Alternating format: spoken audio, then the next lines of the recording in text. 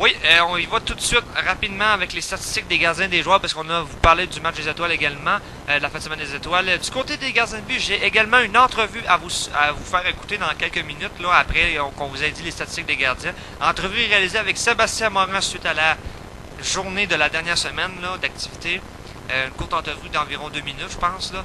Alors, pour commencer, ben, Max, je te laisse aller. Ah ben non, tu veux que j'y aille, c'est bon. Alors, pour les gardiens de but, donc Samuel Bolduc, j'y vais là en ordre au hasard. Là. Samuel Bolduc a 4 parties jouées depuis le début de la saison. Une moyenne de buts alloués de 2,64 et un pourcentage d'efficacité de 828. C'est le seul gardien de but à avoir récolté un blanchissage, mais ça on n'en parle pas, c'était contre les Canadiens. En tout cas, Maxime Pelletier qui sera absent pour la fin de semaine, la prochaine fin de semaine d'activité demain si on joue. Et la semaine dernière également, il avait pas joué. Qu'est-ce que tu as à dire, Max? Blanchissage de Samuel Bolduc, là, je pense que c'est le premier match. C'est ça, le premier match contre les Canadiens. En tout cas, Maxime Pelletier, en 5 parties jouées, a une moyenne de 2,31. Une très bonne moyenne quand même, un bon pourcentage d'efficacité de 860. Je pense que c'est quand même bon. Il pourrait peut-être faire un peu mieux, mais c'est dans la moyenne, je trouve. Par contre, là, vu que Max Pelletier n'a pas joué la semaine dernière, ne jouera pas cette semaine, là, je crois que son équipe devra passer par la première ronde. Ne se qualifiera pas pour la finale directement. Là, je pense que c'est pas mal fini pour eux.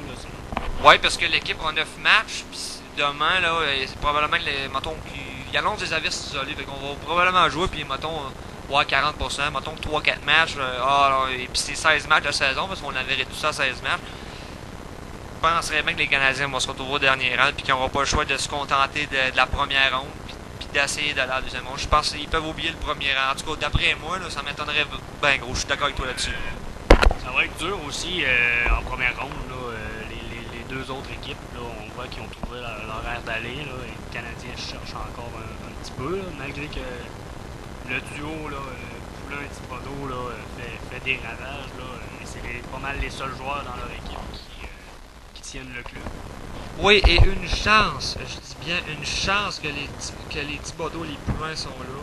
Parce que, écoute, ça leur aurait fait dur. Il n'y aurait probablement eu aucune victoire la semaine passée. En tout cas, alors Maxime Pelletier, évidemment, je l'ai dit ça. Michael Poulin qui avait gardé 3 matchs en début de saison, une moyenne de 2,63, efficacité de 882, très bon pourcentage quand même. Mais c'est rien comparé à celui que je vais vous dire là. Sébastien Morin, 5 matchs, 8 buts accordés seulement en 5 matchs pour une moyenne de 1,50 et un pourcentage d'efficacité de 911, c'est le seul à être parmi les 900. Par la suite, Michael Fortin, 2 parties jouées, 2,15 de moyenne, 848 pourcentage d'efficacité. Il y a Philippe Vachon qui a 2 matchs également, avec une moyenne de 4 buts par match, 778. Le pire pourcentage des gardiens de but. Écoute, ça fait pitié, je ne peux pas dire le contraire. Kevin Bisson, 4 matchs la semaine dernière, moyenne de 3,25. Ce n'est guère plus reluisant avec 790 d'efficacité. Et Francis Bolduc qui a gardé le dernier match de son équipe la semaine dernière. Il a été très bon dans le match, je ne peux pas dire le contraire. Là. Ils ont perdu les Big Sticks, il a été très bon. Une moyenne de 2, il a accordé 2 buts et 894 d'efficacité. Mais comme que je dis toujours, on ne peut pas se fier à un match pour dire si le gardien de but va connaître une carrière exceptionnelle ou pas. Alors Max, on va y aller avec l'entrevue que j'ai réalisée avec Sébastien Morin la semaine dernière. Je vous envoie ça tout de suite, mesdames et messieurs. Restez là.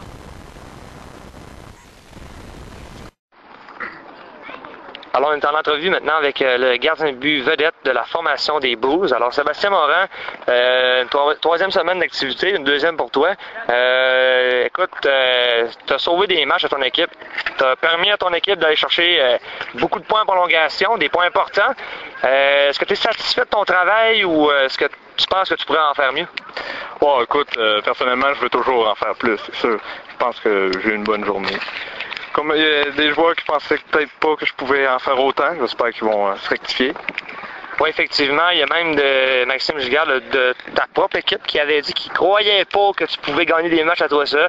Tu n'as pas gagné un match à toi seul, mais tu as transporté à toi seul l'équipe en prolongation lors du premier match contre les Big Sticks dans cette semaine. Là. Ouais, écoute, effectivement, j'ai tout donné. J'ai fait les arrêts. C'est pas mal. Dernière question que j'aurais à te demander. Si tu regardes le jeu en général de ton équipe, là, de ce que tu as vu dans tous les matchs, là, en général, est-ce que tu es satisfait de l'effort de tes joueurs? Je parle autant offensivement que défensivement. Explique-moi un peu. Là. Ah, écoute, ouais, ça va très bien défensivement. Le plus gros problème, ce serait probablement qu'on se fait prendre de vitesse la plupart du temps. Mais côté défensif ou attaquant, ça va bien. Ça serait corrigé pour la vitesse. Pas tout le temps se faire prendre 2 contre 1. Oui, évidemment, on a remarqué que du côté des Bulls, c'était probablement le défaut le plus visible de cette équipe-là. Mais en tout cas, c'est un ajustement qui reste à l'aide de votre équipe. Alors, je te remercie, Sébastien, et puis bonne semaine, et à la semaine prochaine. Parfait, merci. Alors, on est de retour à l'émission Sport News. Vous venez d'entendre l'entrevue réalisée avec Sébastien Morin samedi dernier. Alors, c'était ce qu'il avait à nous dire. Max, je te laisse aller pour les statistiques des joueurs maintenant. On fait ça rapidement, là. Faut que ça aille plus vite. Oui, bien, au premier rang, moi-même, Maxime Giguère avec 11 buts, 14 points. Deuxième rang, Jonathan Poulain, 8 buts, 13 points. Jonathan Veilleux se retrouve au troisième rang avec 10 mentions d'aide, 2 buts et 12 points. Niklas Lindstrom de la Ligue. Jonathan Roy, 7 buts, 11 points. Michael Fortin, Samuel Veilleux et Kevin Bernard sont à 10 points. Francis Bolduc est à 9 points. Marc-Antoine Thibodeau est à 8. Samuel Bolduc et Philippe Vachon sont à 7. 6 points pour Michael Bisson, Mathieu Drouin. 5 points pour Steve Bisson. 3 points pour Michael Poulain. 1 point pour Michael Turcotte et 2 buts pour Isaac. Alors, c'était le survol pour les statistiques des joueurs. Merci, Max. La fin de semaine prochaine, donc, c'est qui s'en vient, on parle de demain, là. Le calendrier et les prédictions. Bon, en général, on va y aller général. Là. Donc, demain, mettons qu'on suppose qu'il y a 6 matchs. Là. 1, 2, 3, 4, 5, 6, ceux-là, Max. Oui, évidemment, oui, ça, c'est important, on vous rappelle. Midi et demi, là. Midi et demi, même heure que la semaine passée. On commence. Premier match, ça va être les Bulls et les Canadiens. Par la suite, Big Stick Bulls. Troisième match, ce sera les Big Stick qui iront du côté des Canadiens. Ensuite, les Bulls reviennent avec 2 matchs consécutifs contre les Canadiens et contre les Big Stick. Et le dernier match de la journée qui devrait être Canadien Big Stick pour terminer la journée. Ça devrait être ça. Prédiction, Max, générale, est-ce que tu penses à... Moi, en tout cas, moi je pense que ça va sembler pas mal la semaine passée. Là. Puisque Max Pelletier n'est pas là pour le Canadien, je pense pas que ça va s'améliorer de ce côté-là. C'est pas mal ça pour moi aussi. Ça va jouer entre Big Stick Bulls pour le premier rang. Les Canadiens vont encore plus tirer de la patte après cette fin de semaine. Alors, c'est pas mal les seules prédictions qu'on peut faire.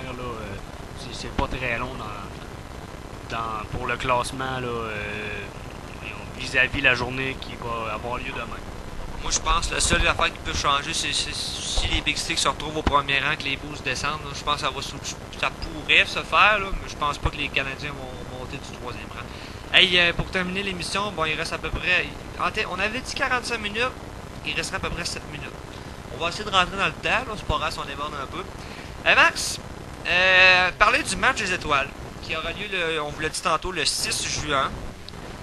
Si vous avez probablement vu sur le site internet, je me suis amusé à faire un petit logo, là, en tout cas. Donc c'est ça, 6 juin, à moins qu'il y ait de la pluie, là, sinon ça serait recédulé la semaine d'après, mais c'est sûr que ça va avoir lieu. Match des étoiles et concours d'habileté. Max, as-tu de quoi nous dire là-dessus? Ouais, ben, juste pour expliquer là, un peu, là, on va l'expliquer à deux. D'abord, tout le monde doit voter, hein, on le sait. Si la journée a lieu demain, Jonathan Veilleux va vous remettre tous une feuille où vous devez voter pour un attaquant, un défenseur et un gardien qui seront, et eux qui récolteront le plus de votes dans ces choix-là, iront directement au match des étoiles, là, seront sauvés. Par la suite, ce sera moi et Jonathan qui vont délibérer pour les autres participants.